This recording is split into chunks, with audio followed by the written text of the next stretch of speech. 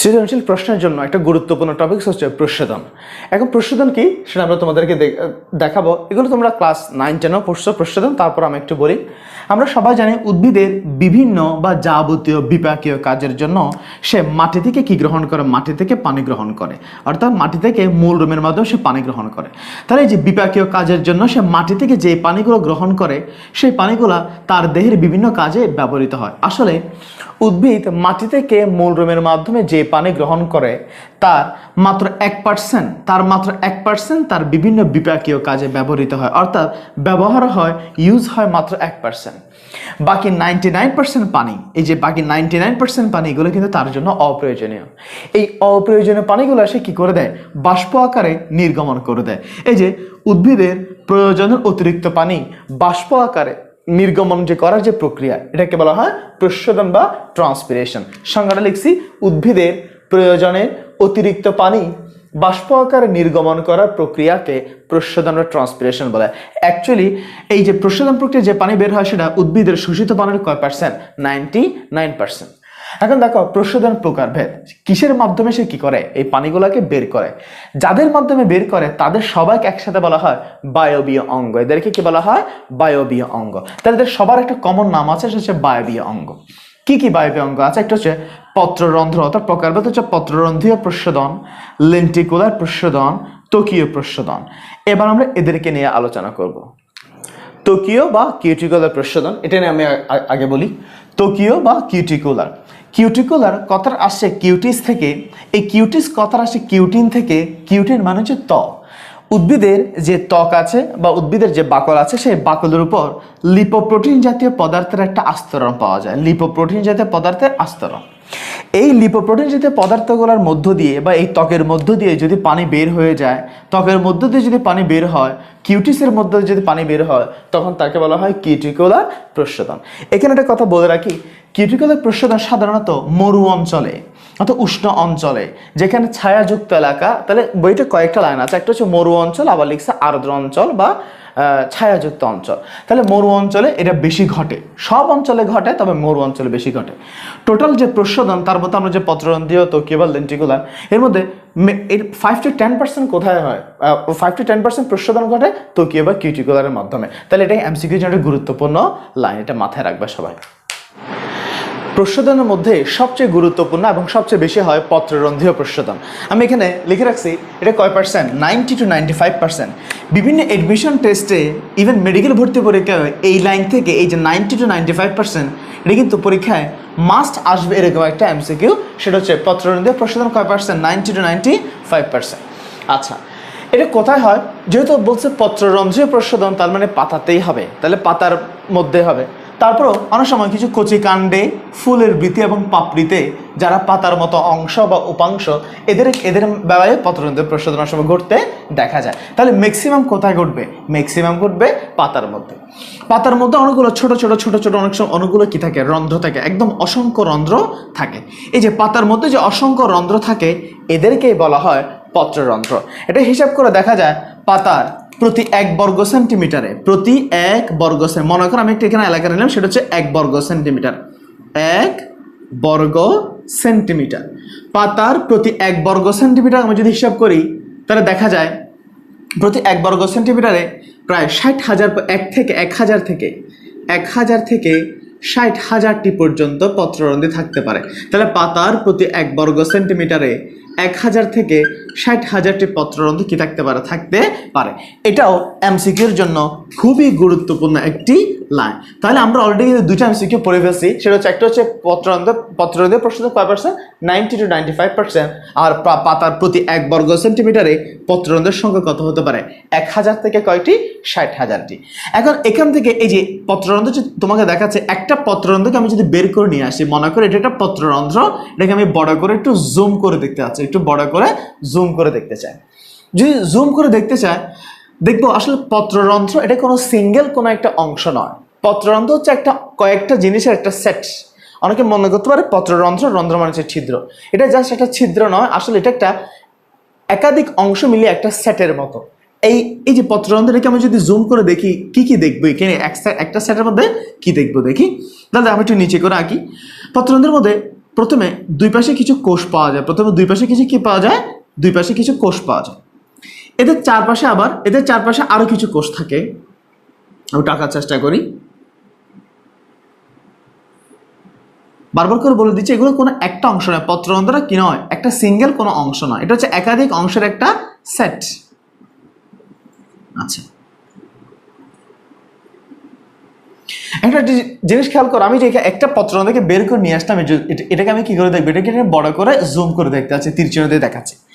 দেখো এখানে প্রথম দিকে যে দুটো কোষ থাকে এদেরকে বলা হয় রক্ষী কোষ। প্রথম দিকে যে দুটো কোষ থাকে এদেরকে কি বলা হয়, এদেরকে বলা হয় রক্ষী কোষ বা গার্ড সেল। রক্ষী কোষ বা guard cell, GUARD, guard cell. Cell মানে কি, কোষ। এখন রক্ষী কোষের বাহিরে যে কোষগুলো দেখতে পাচ্ছ, এই কোষগুলোকে বলা হয় সঙ্গী কোষ। এই কোষগুলোকে বলা হয় সঙ্গী কোষ। এখন রক্ষী কোষের সাথে অন্যান্য কোষের কি পার্থক্য, বা সঙ্গী কোষের সাথে কি পার্থক্য বলি, তারা এখানে বলে ফেলি। রক্ষী কোষের মধ্যে অন্যান্য কোষের তুলনায় এখানে রক্ষী কোষের নিউক্লিয়াসগুলো বড় হয়। রক্ষী কোষের কি নিউক্লিয়াসটা কি হয়, রক্ষী কোষের নিউক্লিয়াসগুলো অপেক্ষাকৃত বড় হয়, এবং এখানে প্লাস্টিডের পরিমাণটা বেশি। এখানে প্লাস্টিড, আমাদের যে উদ্ভিদের মধ্যে যে প্লাস্টিড থাকে, সেই প্লাস্টিডের পরিমাণটা এখানে কি থাকবে, বেশি থাকবে। তাহলে উদ্ভিদের অন্যান্য অংশের তুলনায় রক্ষী কোষের যে নিউক্লিয়াস, সেই নিউক্লিয়াসটা হবে অপেক্ষাকৃত বড়, এবং এখানে প্লাস্টিডের সংখ্যা হবে কি, বেশি। এরপরে চারপাশে কি আছে, সাইটোপ্লাজম। এই সঙ্গী কোষ, সঙ্গী কোষগুলোর নিউক্লিয়াস কি থাকবে, বড় থাকবে, এবং এখানে সাইটোপ্লাজমের পরিমাণে কি থাকবে, সাইটোপ্লাজমের পরিমাণ বাড়তি থাকবে। একটা জিনিস তোমাকে আমি বলি, তাহলে দেখো এগুলো যে মাঝখানে, এগুলো কি, এগুলো হচ্ছে রক্ষী কোষ।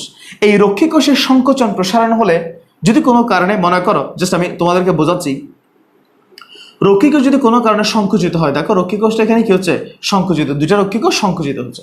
রক্ষী কোষ সংকুচিত হলে মাঝখানে যে স্পেসটা তৈরি হয়, সেই স্পেসটাকে বলা হয় পত্ররন্ধ্র। তাহলে রক্ষী কোষ যদি কোনো কারণে দেখো সংকুচিত হয়, তাহলে পত্ররন্ধ্র কি হবে, খুলবে। এখানে একটা কথা ইম্পর্টেন্ট, সেটা হচ্ছে যে রক্ষী কোষ নিয়ে যদি কোনো কারণে রক্ষী কোষের মধ্যে দূরত্ব বেড়ে যায়, যদি কোনো কারণে রক্ষী কোষের মধ্যে যদি দূরত্বটা বেড়ে যায়, আমি যদি তোমাকে দেখাচ্ছি কেন বাড়তে পারে, সেটা আমি তোমাকে পরে বলতেছি। যদি কোনো কারণে রক্ষী কোষের মাঝখানে দূরত্ব বেড়ে যায়, তখন যে গ্যাপটা সৃষ্টি হয়, এই গ্যাপটাকে বলা হয় পত্ররন্ধ্র। আবার যদি কোনো কারণে রক্ষী কোষগুলো কাছাকাছি চলে আসে, রক্ষী কোষ যদি আবারও কাছাকাছি চলে আসে, তখন তাদের মাঝখানে কোনো গ্যাপ নাই, তখন আমরা বলি পত্ররন্ধ্র বন্ধ। তাহলে পত্ররন্ধ্র খোলা বা বন্ধ হওয়ার সাথে রক্ষী কোষ একটা কি আছে, সম্পর্ক আছে।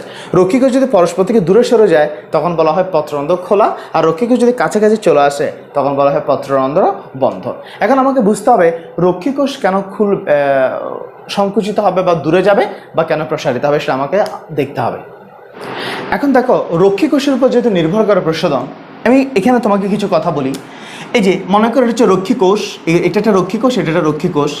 রক্ষী কোষের প্রাচীরে কাইটিন এবং পেকটিন, দেখো কাইটিন এবং পেকটিনের একটা আবরণ থাকে। আমি আবারও বলি, রক্ষী কোষের যে কোষ প্রাচীর, সেই কোষ প্রাচীরে কাইটিন এবং পেকটিনের কি থাকে, একটা আবরণ থাকে। তবে কোষের যে বাহিরের প্রাচীর, এটা হচ্ছে ভিতরের প্রাচীর, এটা বাইরের প্রাচীর, এটা ভিতরের প্রাচীর। বাহিরের প্রাচীরের তুলনায় ভিতরের প্রাচীরগুলোতে কাইটিন এবং পেকটিনের পরিমাণটা বেশি থাকে। আমি আবারও বলি, রক্ষী কোষের পুরা কোষ প্রাচীরে কাইটিন এবং পেকটিনের আবরণ থাকে। এই কাইটিন এবং পেকটিনের আবরণটা বাহিরের তুলনায় ভিতরের দিকে একটু বেশি থাকে, যার কারণে ভিতরের প্রাচীরের ভিতরে যে অংশটা, যেমন এটা একটা কোষ, ভিতরের অংশটা একটু কি হয়, পুরু হয়। একটা জিনিস তোমাকে বলি, কোনো জিনিস যদি পুরু হয় বা রিজিড হয়, সেটা বেশি মুভ করতে পারবে, নাকি যেটা পাতলা সেটা বেশি মুভ করতে পারে? সাধারণত যেটা পাতলা সেটাই বেশি কি করতে পারে, মুভ করতে পারে। যদি কোনো কারণে, আমরা তোমাদের এর আগে পড়াইছি প্লাজমোলাইসিস, টার্জিডিটি। প্লাজমোলাইসিস মানে কোষ থেকে পানি বের হয়ে যাওয়া, টার্জিডিটি মানে কোষে পানি প্রবেশ করা। এখন দেখো, যদি কোনো কারণে বাহির থেকে পানি প্রবেশ করলো, মনে করো বাহির থেকে পানিটা প্রবেশ করা, বাহির থেকে যদি পানি প্রবেশ করে, এটাকে আমরা বলি টার্জিডিটি। এখন টার্জিডিটি হলে আমরা জানি পানি যখন প্রবেশ করবে, কোষগুলো কি হবে, স্ফীত হবে, কোষ প্রাচীর স্ফীত হবে। এখন কোষ প্রাচীর যখন স্ফীত হবে, কোষের সাইজটা বড় হবে। কোষ প্রাচীর স্ফীত হওয়ার সময় বাহিরের প্রাচীর যেভাবে স্ফীত হতে পারে, ভিতরের প্রাচীর কিন্তু ওভাবে স্ফীত হতে পারে না। কেন পারে না?